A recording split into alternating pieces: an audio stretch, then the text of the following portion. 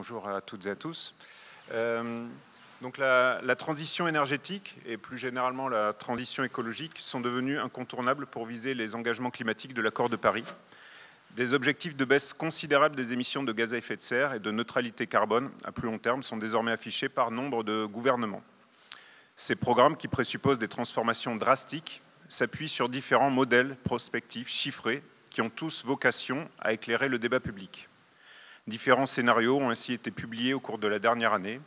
Au niveau international, celui de l'Agence internationale de l'énergie et pour la France, ceux de l'ADEME, de RTE ou de l'association Négawatt. Ces scénarios ont un rôle politique important que l'on a vu au cours de la campagne présidentielle et dans les mois qui l'ont précédé. Emmanuel Macron a par exemple attendu la sortie du rapport RTE avant de se prononcer sur la relance du nucléaire et s'est donc appuyé dessus pour justifier son choix. Chez Europe Écologie Les Verts, à l'opposé, on a justifié le choix de sortie du nucléaire par le scénario Négawatt, estimant que son existence rendait crédible une France dénucléarisée et neutre en carbone en 2050. Les objectifs et les moyens varient grandement d'un scénario à l'autre et ne sont pas anodins ni neutres.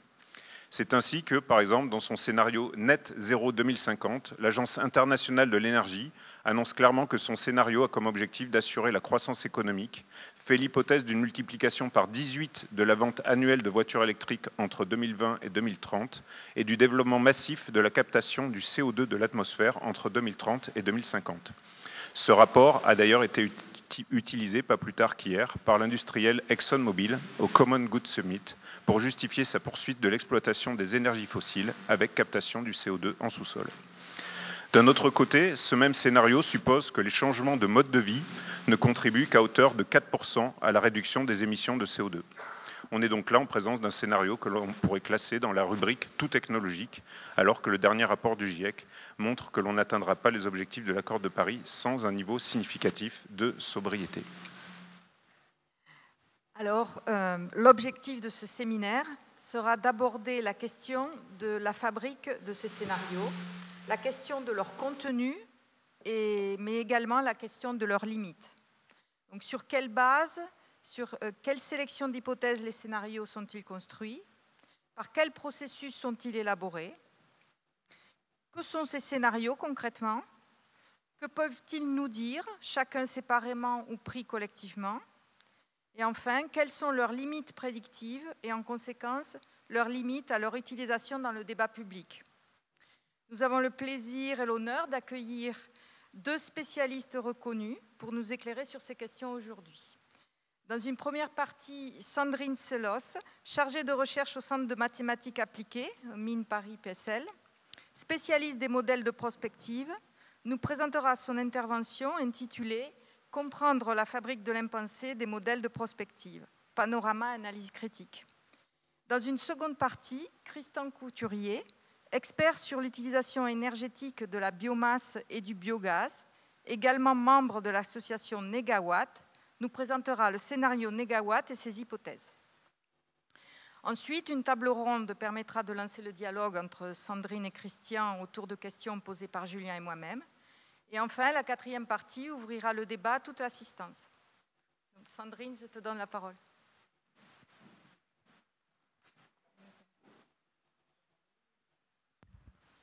Oui. Bonsoir à tous et un grand merci pour l'invitation à participer à ce séminaire. L'honneur est pour moi. Je suis ravie de vous retrouver ce soir.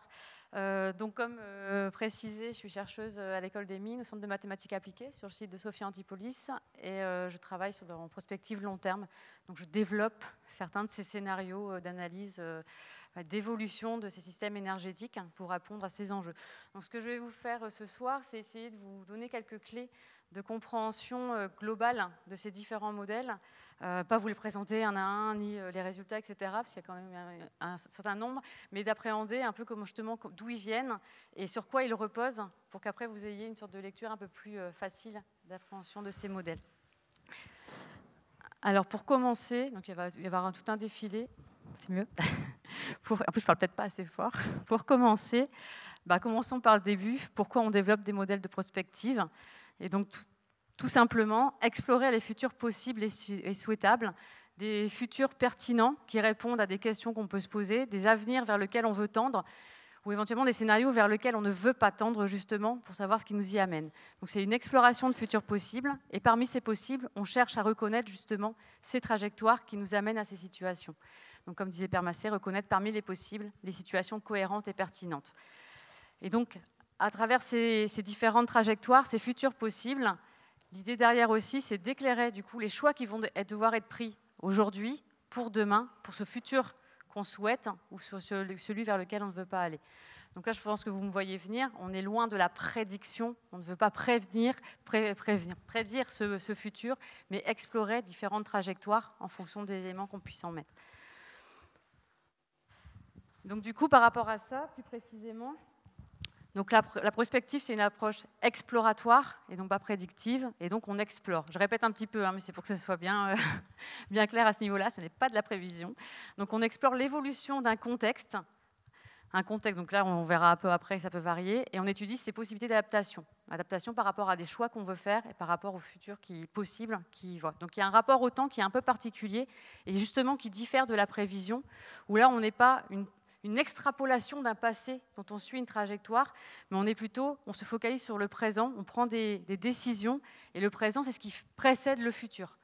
On a cette vision du futur avec des choix qu'on va devoir faire. Donc là, il y a une vision un peu particulière de ce présent jusqu'au futur.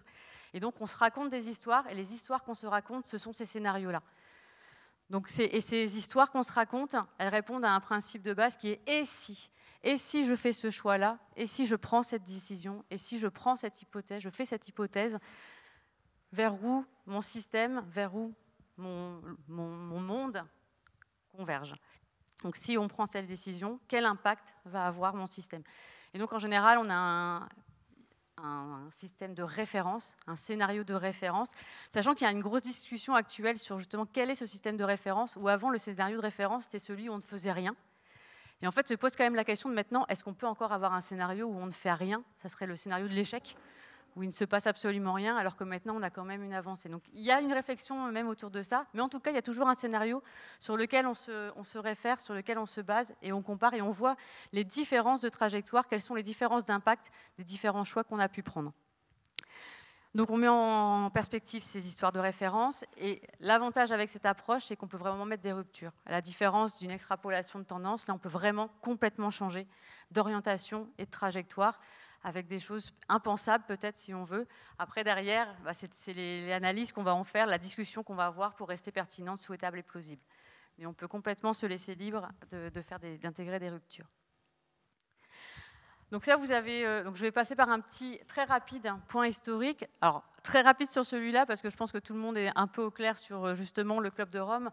On met souvent cette référence des modèles globaux avec le rapport Meadows et leur modèle Words pour justement les premières alertes. Première, on verra, alerte sur l'utilisation des ressources par rapport à nos rythmes de croissance, qui sont du coup trop soutenus et qui ne répondent pas à l'évolution qu'on va en faire. Et donc le Club de Rome qui avait précédé ça, avec les premières interrogations de justement l'utilisation, l'évolution du monde dans lequel on allait, cette limite à la croissance, et donc ce rassemblement de différentes personnalités pour essayer d'arriver à cette planification mondiale à long terme, et d'avoir ces premiers éléments de réflexion sur comment on peut anticiper ces décisions, anticiper ces changements et prévenir ce souci justement de limite de la croissance. Donc ça, en général, c'est assez la référence qu'on donne, Club de Rome et le rapport Meadows. Et en fait, je voulais juste préciser qu'en fait, bien avant ça, un peu avant ça, il y avait eu des travaux un peu pionniers qui arrivaient dans cette perspective de prospective. Donc on trouve dès 1933. Alors, là, je parle c'est aux États-Unis pour l'instant, et en fait, on verra après, il y a deux écoles en fait de début, et ce qui est important derrière ça, c'est qu'est-ce qui a motivé en fait finalement le développement de ces approches. Donc, tout d'abord, William Cockburn en 1933, donc qui a été dans une commission présidentielle où l'idée c'était de voir un peu les tendances sociales, et l'enjeu derrière ça, c'était de voir quelle était l'évolution technologique qui était à venir, pour justement suivre le développement donc, des États-Unis. Donc il y avait tout un contexte, et comment la politique gouvernementale pouvait être orientée pour prendre en compte ces évolutions technologiques. Donc on a un contexte. Ensuite, on arrive après la Seconde Guerre mondiale, donc toujours dans un contexte de tension. Et là, il y a une influence qui devient de plus en plus forte donc, de l'armée.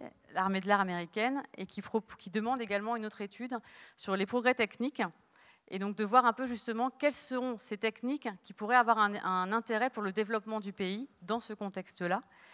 Et c'est à partir de ces premiers travaux et ces perspectives-là que va naître la Rain Corporation en 1948.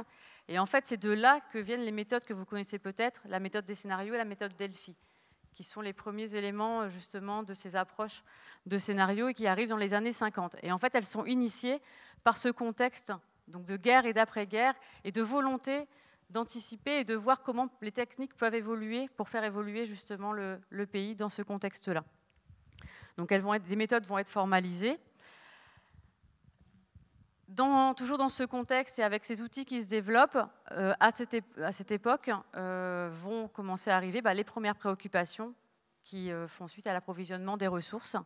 Donc là, c'est le rapport Pellé. Et là, le contexte, encore une fois, c'est un contexte de guerre, la guerre de Corée, où en fait, ils se disent il va falloir commencer à regarder où est-ce qu'on s'approvisionne et d'où viennent nos dépendances par rapport à nos ressources. Donc il y a des recommandations qui disent il faut s'approvisionner auprès de nos alliés, etc. Donc c'est un contexte qu'on peut reconnaître actuellement. Mais voilà, c'est ce qui a initié cette volonté d'établir des perspectives, des scénarios par rapport aux ressources et aux technologies qui vont suivre. À la même époque, il y a le rapport Bush, Vannevar-Bush, donc là pareil sur les sciences et techniques, et en fait c'est ce rapport, donc il suit aussi ces évolutions-là, c'est ce rapport qui va complètement organiser et transformer le système de recherche américain. Va naître là la NSF, et tout le système universitaire et de recherche va être issu de cette période et de ces rapports-là. Donc une organisation et une structuration pour planifier un peu comment les décisions vont être prises et comment ces recherches et l'évolution des techniques vont être développées au cours du temps. Et donc après, plus loin, la World Future Society. Donc là, c'est pour essayer de rassembler des esprits brillants pour relever les défis et voir comment on peut prendre ces décisions. Donc ça, c'est le côté américain. Et en France, en parallèle, on a également eu des écoles de la prospective. Donc Gaston Berger, également que vous connaissez, en 1957, qui réinvente le terme de prospective. Et là, pour le coup, on va avoir un autre objectif et une autre motivation. Ce n'est pas du tout le même but, le même sens que vont prendre ces études de prospective. Donc là, la prospective vient la science de l'homme à venir et donc vise à préparer le futur de l'être humain. On est toujours dans cette anticipation, s'adapter et prendre ses décisions pour le demain. Donc élaboration des scénarios possibles. Donc là, on retrouve la définition de la prospective, possible et impossible, et sur la base de données disponibles. Alors ça, c'est très important, on le reverra aussi après. En 1960, Bertrand de Jouvenel, donc le groupe Futurible, que vous connaissez aussi certainement. Et là, la préoccupation est plus d'ordre sociétal et humaniste. Donc on n'est pas du tout dans la même perspective américaine qui est plus interdépendance, défense, etc. Et là, par contre, en parallèle, de la même manière, il y a des groupes d'intellectuels, des groupes de personnes influentes qui se réunissent et qui essayent d'orienter justement, de prendre différemment les décisions. Donc, groupe d'études prospectives, groupe international de Futurible, et après, commissariat général au plan, pour essayer justement de tracer ces perspectives, comment voir maintenant prendre nos décisions. Donc en 82, il y avait eu le lancement justement du groupe 85 pour avoir une perspective à terme. Quelle sera cette image en 85 pour les décisions futures? Donc c'était un bref détour vers l'histoire de ces approches, mais aussi pour voir qu'est-ce qui les a motivés et à quoi elles servaient en fait, quels étaient le dessin de ces méthodes. Donc pour résumer et faire le bilan de ça, donc étude des avenirs possibles, plausibles, souhaitables, pas de la prédiction, on ne cherche pas du tout à prédire un avenir, et à partir donc de connaissances du présent et du passé, et de ce qu'on pourrait envisager vers l'avenir, vers où on veut tendre, et quelles décisions on va prendre maintenant pour pouvoir y arriver, et évidemment sur la trajectoire. Donc c'est un instrument d'exploration qui interroge le futur, et si, donc on interroge ce qui pourrait arriver, afin d'anticiper, aide à la décision, et donc élaborer ces politiques et ces stratégies, à court, moyen et long terme. Donc dans le cas qui nous intéresse aujourd'hui, qui est plus orienté sur l'énergie et le futur, ça s'applique complètement sur justement voir ces équilibres à terme entre la consommation et la production énergétique, comment répondre à nos besoins dans le futur, comment produire et toujours faire en sorte d'avoir cette consommation. Alors on verra quelle consommation du coup avoir aussi, et donc dépendant de différents enjeux qui peuvent évoluer au cours du temps. et donc sécurité, dépendance énergétique, les impacts économiques qu'il peut y avoir, les enjeux climatiques qui sont donc déterminants et qui orientent justement les décisions et les choix, et qui façonnent ces trajectoires et qui racontent aussi, qui tracent aussi toutes ces différentes histoires qu'on va prendre. Et après, ça va être des choix qui vont être pris, des hypothèses et des si différents en fonction des enjeux qu'on veut plutôt orienter ou pas. Et donc du coup, par rapport à ces enjeux de répondre à nos besoins, comment y répondre par rapport aux enjeux de dépendance énergétique, par rapport à la transition énergétique, aux enjeux de crise climatique. Donc ce qu'on cherche à faire, tous ces scénarios actuels qu'on voit proliférer un peu partout dans la littérature ou dans les médias, répondre à cet enjeu, donc comment répondre à nos besoins en utilisant d'autres ressources. Bon, je ne vais pas refaire le chapitre de la crise climatique, hein, vous connaissez, mais justement, comment répondre à ça. Donc il y a différents chemins pour y arriver, il y a différents choix qui vont devoir être pris pour cette transition de nos besoins, et donc décarboner et arriver à cette planète neutre en carbone. Et en fait, différents outils vont donc être développés de prospective pour répondre à cette même question. Comment on arrive à un monde neutre en carbone qui permette de répondre à des enjeux certes climatiques, mais peut-être aussi de développement durable, économique, socio-économique, etc. C'est ce qu'on va voir par rapport au périmètre de ces modèles. Donc dans ces différentes histoires à raconter, comment on assure cette transition.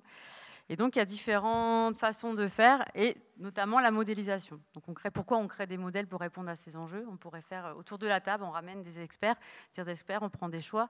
Il y a quand même des choses un peu compliquées à exprimer, c'est un système complexe. Donc on développe différents modèles pour répondre à ces questionnements. Donc cette modélisation, donc là j'ai repris, alors copié-collé, hein, typiquement j'ai mis la référence, Briens et Maisy, donc des collègues, et Briens c'est un de nos doctorants qui avait développé un modèle sur la décroissance. Donc il utilisait de nos outils de prospective et en y couplant un objectif aussi d'autres visions d'un système économique. Donc voilà, rendons à César qui a rien à César. Donc la modélisation, un outil donc, pour faciliter justement ce dialogue et la compréhension en fait, du système qu'on veut représenter et une compréhension commune pour qu'on puisse justement discuter tous ensemble, une délibération commune pour ces décisions. Et donc le modèle va être cette représentation simplifiée du système et de ce monde que l'on veut se représenter, donc cette réalité complexe et compliquée. Et donc on la représente de manière simplifiée pour justement avoir cette compréhension commune et ce discours autour de ça, et donc le rendre plus intelligible. Donc avec du coup le dilemme entre la représentativité de ce monde complexe et l'intelligibilité de ce qu'on va pouvoir y traiter, parce que derrière il va falloir quand même analyser des résultats, et plus c'est complexe, plus il peut être complexe aussi d'analyser, d'interpréter ce qui ressort. Donc il faut prendre ça aussi en compte.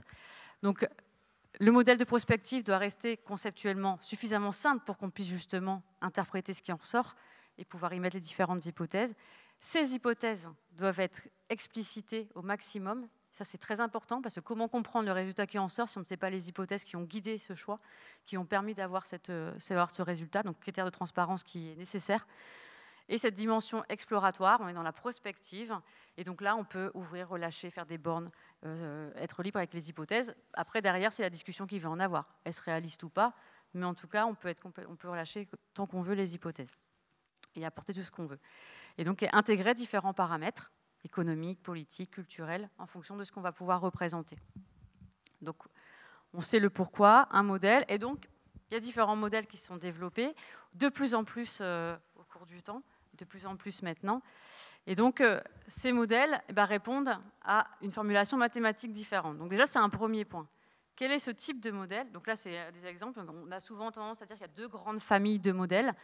Des modèles dits d'ingénieurs bottom-up, avec des représentations, je vais refaire un point un peu là-dessus, des représentations technologiques, et des modèles plus macroéconomiques. Mais ça veut dire que ces modèles répondent à un fonctionnement différent. Leur objectif est différent, et donc n'aboutissent pas forcément aux mêmes études. Et donc ça, il faut le savoir aussi. Quelle est la formulation mathématique qu'il y a derrière? Donc il y a des différents types de modèles, le modèle énergétique, des modèles intégrés, on reviendra aussi un petit peu après, où en fait on peut faire des bouclages et liés avec d'autres enjeux. Donc là souvent il y a les modèles climatiques, mais il peut y avoir des modèles de land use, utilisation des sols, ou modèles sur des polluants, etc., qu'on va essayer d'intégrer pour raffiner. Donc là pour les grandes familles de modèles, souvent voilà, approche top-down, où alors, le cœur c'est les services, les besoins énergétiques. Et en fait, dans les modèles macroéconomiques, on va plutôt avoir et ben, la perception et la compréhension du système économique, la croissance, l'emploi, le PIB, pas PIB, j'ai dit la croissance, les prix, les investissements, tout ce qui va être posé derrière. Il n'y a pas forcément de représentation fine et technologique qu'il y a derrière. Par contre, on a l'impact macroéconomique qu'il peut y avoir sur la société. Donc nos choix en termes de comment répondre à nos besoins énergétiques, avec quel mix énergétique on va y répondre, on peut avoir ces réponses de solutions, d'impact sur l'économie. À l'inverse de l'approche bottom-up, où pour le coup, on a une représentation très fine technologique du système, mais par contre, on n'a aucune incidence, aucune interaction avec le monde économique. On a un système qui est fermé en soi, à moins d'y mettre des hypothèses, hein, bien sûr, mais il n'y a pas d'intégration de cette référence. Donc on a deux familles de modèles différentes qui peuvent se poser la même question, qui peuvent se mettre les mêmes trajectoires, on va dire, sur une cible d'émission, mais qui ne répondront pas aux mêmes, qui n'auront pas les mêmes résultats et ne répondront pas aux mêmes enjeux. Donc on a quel est l'enjeu de ce modèle, quel est le fonctionnement de ce modèle, donc, qui est source de vos résultats. Et dans cette famille de modèles, il y a des approches aussi qui sont différentes. Donc là, ça reprend ce qui était juste avant, mais là, il y a des tentatives. Donc là, j'ai déjà un exemple de type de modèle, et des tentatives pour les classer, pour déjà se mettre, ceux-là répondent plus ou moins aux mêmes enjeux et répondent aux mêmes fonctionnements mathématiques. On parle de la simulation, de l'optimisation, de l'économétrie, des modèles d'équilibre général, etc. Donc déjà, la première question, c'est quel est le fonctionnement de ce modèle? Qu'est-ce qu'il cherche à faire? Et donc, comme je disais, là, des modèles intégrés, modules climatiques, des modèles sur l'usage des sols, etc., qu'on peut raffiner. Donc ça, c'est une première... Là, j'ai mis la référence, si vous voulez avoir une première classification de différents modèles et différentes applications. Et là, justement, alors je ne vais pas faire le détail de tous ces modèles, mais là, récemment, il y a eu une plateforme qui s'est créée, donc il y a un projet derrière, qui est pour répondre justement aux enjeux de l'accord de Paris, c'est de voir de faire un recensement de tous les modèles, alors qui s'inscrivent, ce n'est pas forcément exhaustif, mais ceux qui répondent au moins en formulaire, d'intégrer tous les modèles qui développent des scénarios en réponse aux enjeux de l'accord de Paris, et de voir comment, ce qui les différencie, à quoi ils répondent, des modèles économiques, des modèles d'ingénieurs, des modèles à long terme, quel est le périmètre géographique, etc. Donc là, on le retrouve, je vous ai mis le lien, on retrouve sur la plateforme, c'est assez bien fait, et on peut justement essayer d'aller voir quelles sont les différences et quels sont les périmètres qui sont faits. Donc il y a une volonté déjà là de clarification, parce que par rapport aux enjeux de comment orienter les décisions, on a les résultats, on veut savoir comment c'est fait, transparence des hypothèses.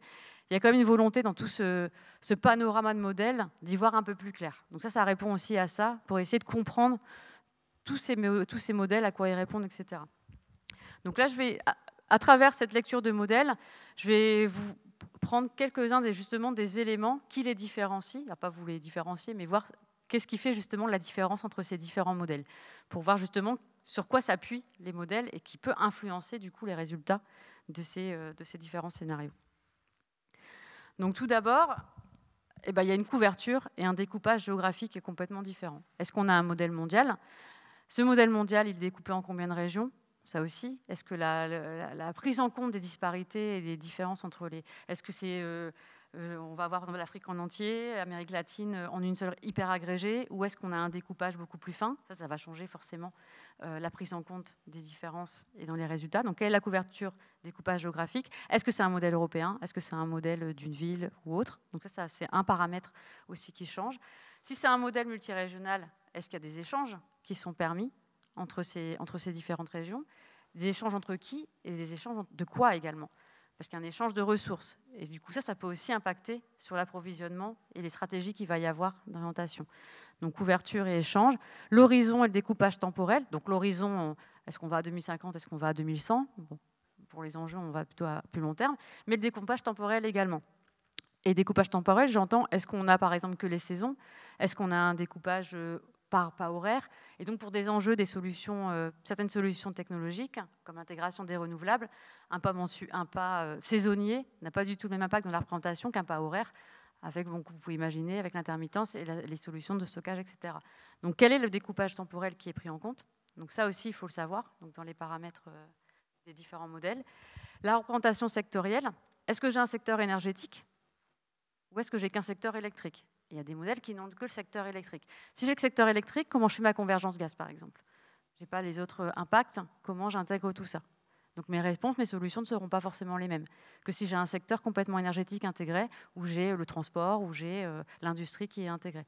Si j'ai électrique, je peux avoir les besoins en électricité du secteur industriel, mais je ne peux pas forcément avoir tous les vecteurs de substitution. Donc là, il y a déjà ça qui change également. Si j'ai une représentation sectorielle, comment cette désagrégation est opérée? Mon industrie, est-ce qu'elle est agrégée? Est-ce que j'ai bien le papier, le ciment, etc. Et puis mon objectif de décarbonation, pour des secteurs qui sont très difficilement décarbonables, c'est important de voir les solutions. Transport, pareil, les bâtiments, est-ce que c'est général? Est-ce que c'est résidentiel, tertiaire? L'urbanisation, comment c'est pris en compte? Donc ça aussi, il faut essayer de voir parce que ça impacte les résultats. La AFOLU, donc l'agriculture, foresterie, land use. La transformation de l'énergie, est-ce que j'ai la chaîne de raffinerie, etc. Donc ça, et là, dans tous les 10 modèles que je vous ai montrés juste avant, ce n'est pas du tout les mêmes représentations.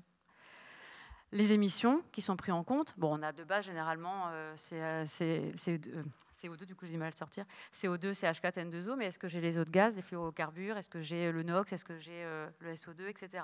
Ça aussi, est-ce que j'ai les PM pour mon transport? Donc ça aussi, les choix, et je peux avoir des choix aussi qui peuvent varier en fonction de ça. Et bien sûr, les facteurs socio-économiques, comment ils sont pris en compte? Et aussi pour les modèles technologiques bottom-up, comment je prends en compte la population, la répartition justement, urbanisme, rural, etc. Surtout avec les évolutions qui sont à venir dans le temps, le PIB, l'emploi, investissement, finances publiques, etc., revenus. Tout ça, c'est des caractéristiques qui peuvent varier entre les modèles. Est-ce que mes données sont endogènes, exogènes? Est-ce que j'ai des élasticités qui sont intégrées? Alors après, s'il y a les élasticités, d'où elles viennent? Parce que c'est quand même pas forcément facile de représenter les élasticités. Oui, c'est sur un paramètre, comment il va évoluer par rapport à un autre paramètre, par exemple. Si je prends une demande de transport, je fais de véhicules particuliers, il va évoluer, par exemple, par rapport à l'évolution de la population, et je mets une élasticité en fonction du temps, en fonction du prix, par rapport à la demande aussi, qui va être intégrée. Suivant l'évolution de ma demande, je vais avoir un autre impact, mais ça, il faut le calculer. C'est un autre coefficient qui permet de faire varier le déterminant de ça. Et donc ça, il y a des modèles en fait qui les calculent. Donc ça, typiquement dans notre modèle, on a eu un modèle macroéconomique qui nous a calculé les élasticités, mais on n'a pas la main dessus pour les changer. Donc en fait, on n'utilise plus l'élasticité parce qu'en fait, ça rajoute de l'incertitude. On ne sait pas du tout comment les intégrer. Bon, ça c'est, je vous le dis, mais... Donc il y a déjà, beaucoup de différences entre les différents modèles. Et ensuite, par rapport aux solutions, on a des choix, il y a des solutions à développer. Il faut investir dans différentes solutions. Quel est le portefeuille qui est représenté? Quelles sont les sources d'énergie qui sont intégrées? Quelles sont les ressources sur lesquelles je peux me reposer pour prendre mes décisions? Est-ce que j'ai que des mesures d'atténuation? Est-ce que j'ai également l'adaptation? Par exemple, je peux mettre des actions sur les consommations d'eau, sur l'utilisation des sols. Est-ce que ça, c'est pris en compte ou pas? Sur la production d'électricité, quels sont les différents moyens représentés dans le modèle pour pouvoir produire mon électricité? Pareil pour les carburants. Hydrogène, comment c'est pris en compte? Est-ce que j'ai mes réseaux de chaleur ou non? Le stockage, quelles sont mes différentes technologies de stockage qui sont intégrées? Sur le rail, navigation, aviation, sur ces besoins-là, quelles sont les différentes solutions et de ressources pour pouvoir répondre à ces besoins? Là, pareil, il y a des grosses différences entre les modèles. Report modal, est-ce que c'est possible de le représenter ou pas? Alors là, c'est quelques-unes, ça paraît une longue liste, mais il y en a plein encore derrière, qui peuvent encore faire varier. Sur l'agriculture, l'utilisation énergétique, la pratique des terres, maximisation des rendements des terres ou non. Il y a des choix aussi à faire, recours aux engrais organiques, élevage, comment tout ça est intégré ou pas, en fait, suivant, il y a des modèles où c'est... nous, typiquement, alors, sur le modèle qu'on utilise, l'agriculture, c'est hyper agrégé, on n'a pas encore... c'est un travail à faire, en fait. Mais ça demande beaucoup de données. Il y a eu des développements, mais tout ça, par exemple, n'est pas forcément bien pris en compte. L'utilisation, le land use, la foresterie, etc., protection des terres et changement de comportement. Parce ce qu'on cherche à faire, c'est répondre à des besoins. Et du coup, comment ça s'est pris en compte? Comment les changements de comportement sont pris en compte? Comment cette sobriété va être prise, l'évolution de la demande va être prise en compte dans le temps? Et est-ce que je peux agir dessus en tant qu'une option dans mon modèle? Est-ce que c'est un paramètre que je mets, que j'indique, j'oblige en fait à changer? Ou est-ce que non, c'est un choix du modèle qui apporte une solution? Ça aussi, ça change du coup mon résultat. C'est sur les sols, c'est... alors du coup, j'ai regardé ce que je savais pas. C'est rajouter... Labour, c'est ça, on remue les terres pour pouvoir faire d'autres rendements, etc. On remue, oui, c'est ça, on remue. C'est là? Ah oui, ce sont de la...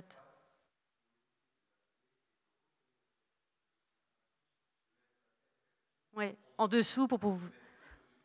D'accord.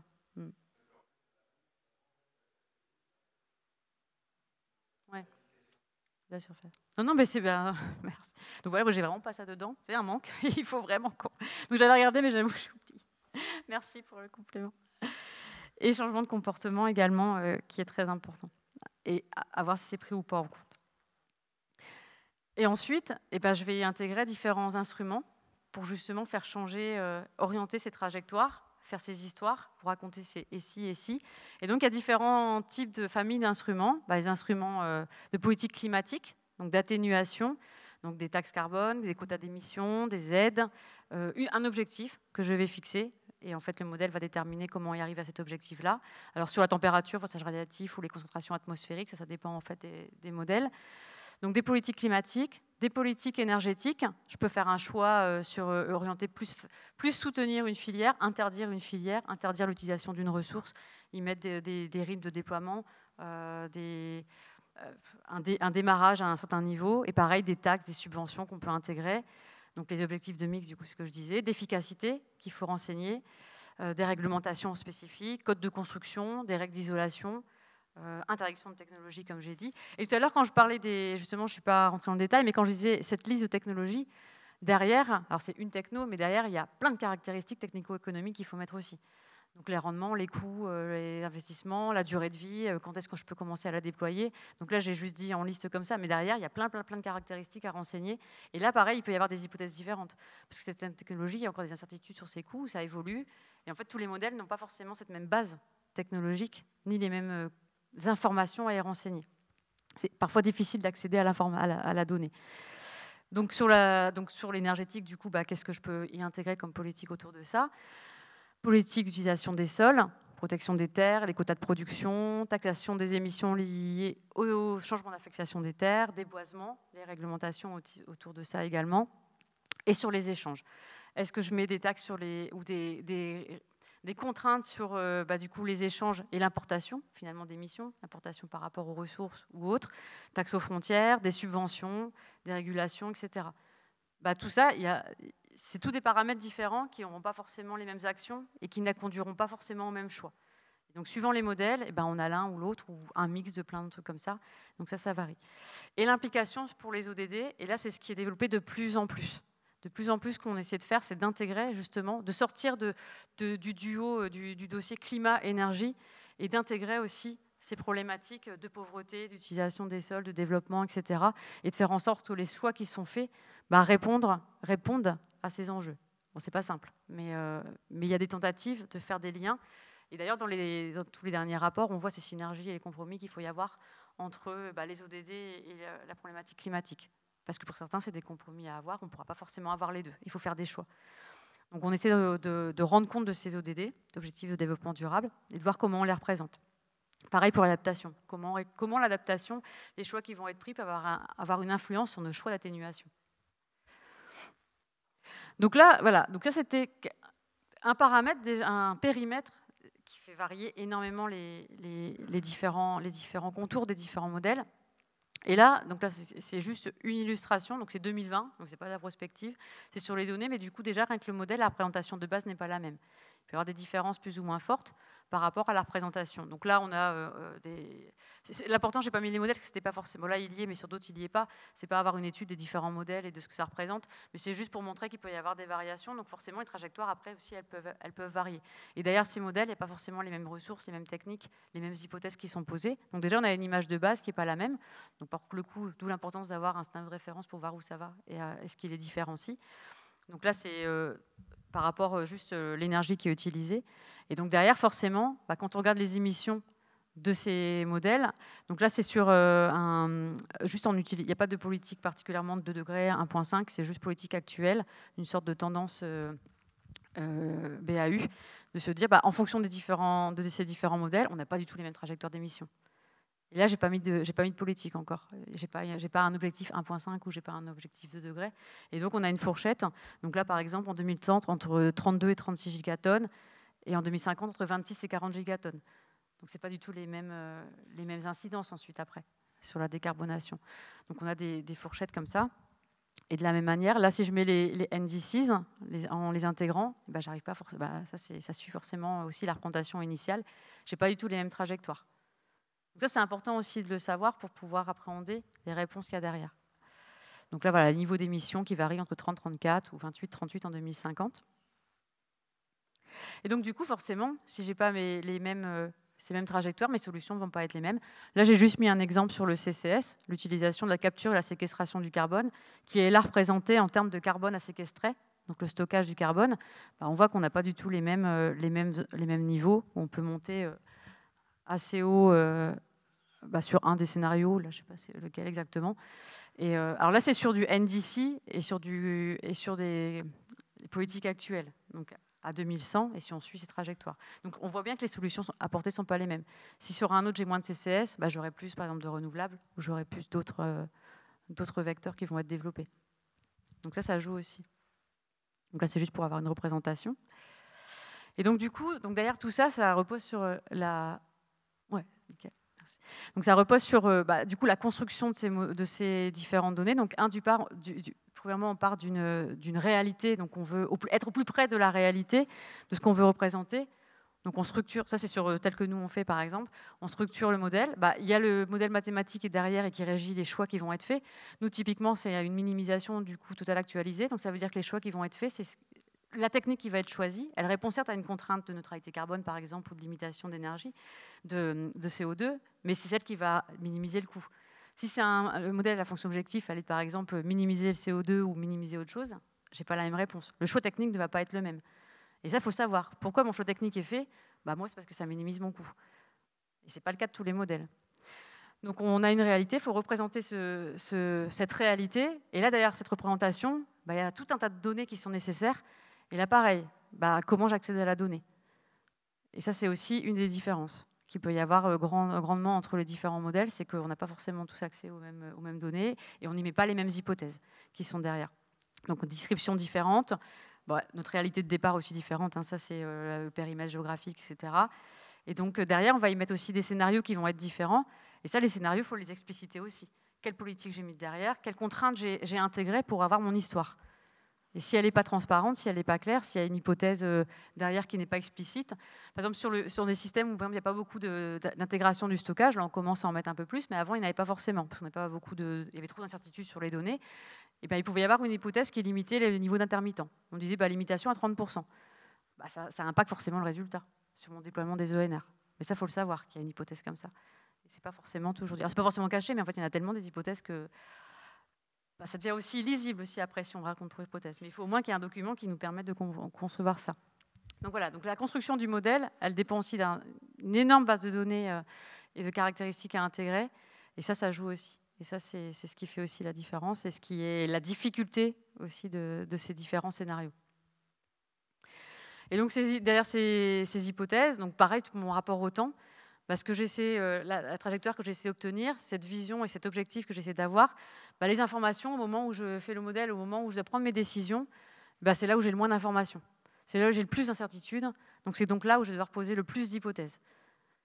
Et le plus... alors par contre, derrière les hypothèses, on peut faire d'analyse de sensibilité, etc. Mais c'est là où j'ai le plus d'incertitudes. Par contre, c'est maintenant que j'ai le plus de leviers pour faire justement répondre à mon enjeu. Mais il est contrebalancé par mon manque d'informations. Et donc tout ce petit paquet d'informations-là, c'est ce qui fait aussi la différence entre tous ces modèles et tous ces scénarios, finalement. Donc là, je vous ai mis juste 2 exemples. Et si on décarbonait le monde, justement, alors c'est pas exhaustif non plus, hein, mais c'est juste pour dire par rapport à ça. Donc si je veux un monde renouvelable, déjà, alors mon monde, j'ai dit, hein, est-ce qu'il est électrique ou est-ce qu'il est énergétique ? Et donc si je veux un monde renouvelable, j'ai besoin de flexibilité de mes systèmes, de mes réseaux. Donc, je vais avoir mon découpage temporel. Est-ce que j'ai une bonne représentation des besoins, ma courbe de charge jusque-là ou pas ? Alors là, je vais avoir des limites de calcul en fonction de la taille de mon modèle. Si j'ai un modèle mondial et que je dois faire un pas de temps horaire ou même, on va dire, des lots de 4 heures, par exemple, ça devient incalculable, en fait. Ça met trop de temps, surtout si c'est un modèle mondial. Donc, j'ai des limites de calcul par rapport au modèle. Disponibilité des données. Si je veux pouvoir représenter ça pour le monde, comment je récupère ça pour tout le monde ? Pour le monde entier. Donc découpage temporel, limite de données, etc. Sur mon stockage, quelles sont les différentes options techniques que j'ai représentées dans mon modèle ? Comment je les ai dimensionnées ?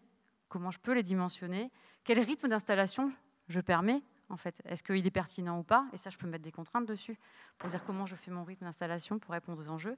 Les modes de vie, parce que c'est un équilibre offre et demande. Donc, par rapport à mes modes de vie, comment je joue, comment j'intègre la sobriété, les règles, par exemple, pour les besoins de chauffage, isolation, etc.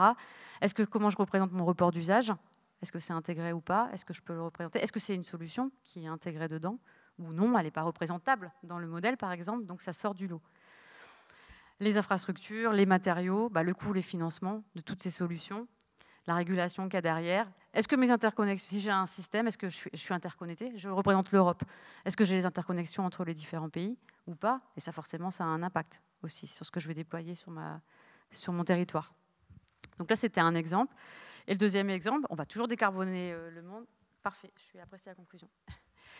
Et donc toujours pour décarboner le monde, là je veux un monde neutre en carbone. Je ne fais pas forcément de focus sur les énergies renouvelables. Bon là pareil, énergie électrique, le transport, etc. ça compte.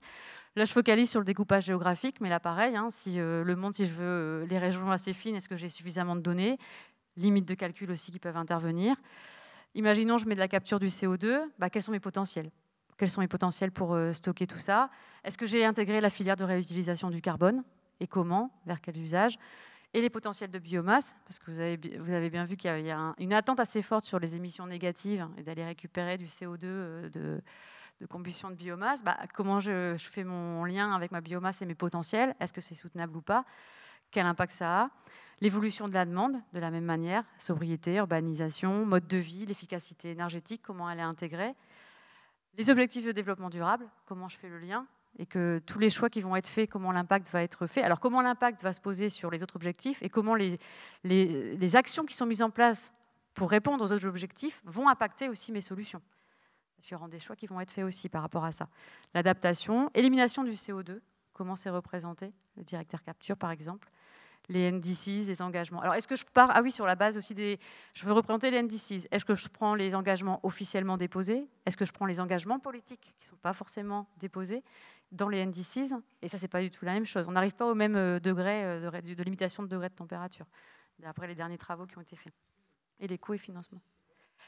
C'est les Nationally Determined Contribution. C'est les engagements des États dans le cadre de l'accord de Paris à réduire les émissions, qui sont négociés tous les 5 ans. Déposés. Donc, et en fait, il y a ces engagements-là qui sont déposés officiellement auprès de l'UNFCCC, donc l'organe des Nations Unies qui gère les changements climatiques. Et à côté de ça, il y a des engagements politiques qui ne sont pas intégrés. Donc il y a des annonces politiques, ma neutralité carbone en 2070 par exemple, et qui ne sont pas forcément intégrées dans les NDCs. Mais donc du coup, quand je fais ma contrainte, est-ce que je prends quoi? Je prends les NDCs, le officiel, je prends les engagements. Et qu'est-ce qui va être plus... Donc voilà, ça change aussi. Et il faut le spécifier, en fait, parce que c'est pas la même, on n'arrive pas à la même trajectoire. Typiquement, sur un NDC plus les engagements politiques, on intégrait tout. On arrivait à 1,9 de limitation de température. Donc il y a eu des résultats qui sont sortis. Alors après, il faut voir les conditions derrière, les hypothèses, etc. Mais c'était la première fois où il y avait un scénario qui arrivait en dessous d'un 2 degrés. Et après, il faut creuser. Il faut voir aussi comment... Par contre, si je mets que les NDCs, je n'ai pas forcément ce résultat. Mais après, c'est la communication qu'il y a derrière aussi qui compte là-dessus. Et donc, pour conclure, donc, ce qu'on a pu voir, c'est que, on a vu la profusion de modèles. Donc, ça veut dire que derrière, il y a une profusion de scénarios, énormément de scénarios, et donc de trajectoires, et donc d'histoires possibles, et de choix possibles. Donc, une série d'options technologiques, socio-économiques, des impacts différents. Donc là, il faut faire le tri.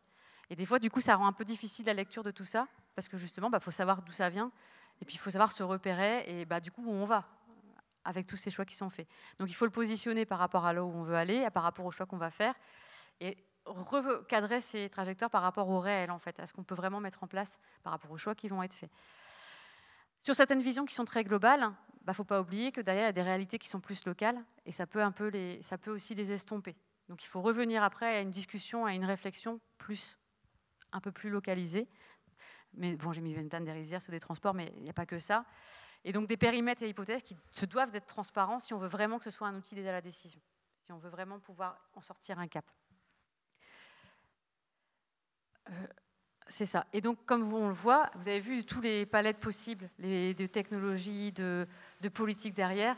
Il n'y a pas pour l'instant de modèle qui fait tout, qui soit complet pour tout représenter, le land use, les potentiels, les différents polluants, etc. Donc, Pour l'instant, il n'y a pas de modèle d'outils qui prennent tous les enjeux.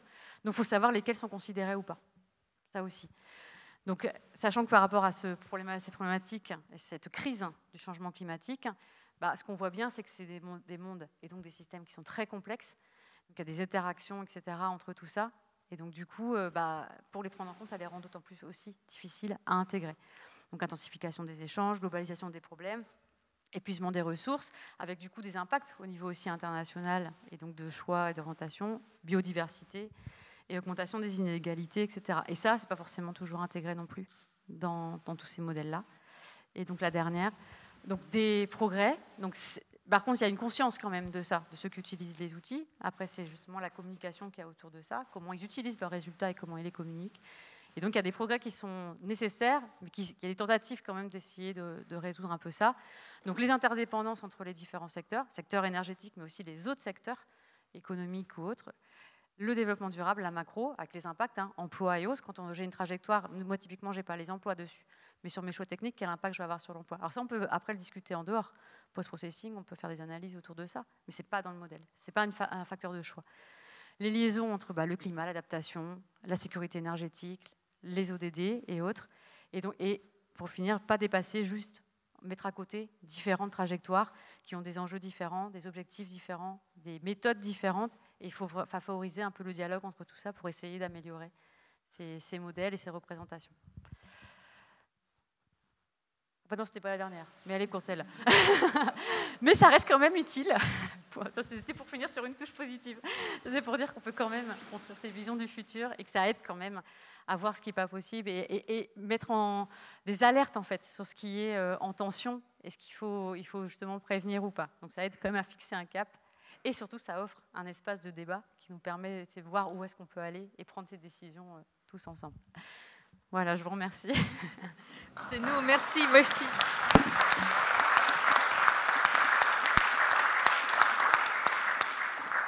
Merci beaucoup Sandrine pour cet éclairage très détaillé.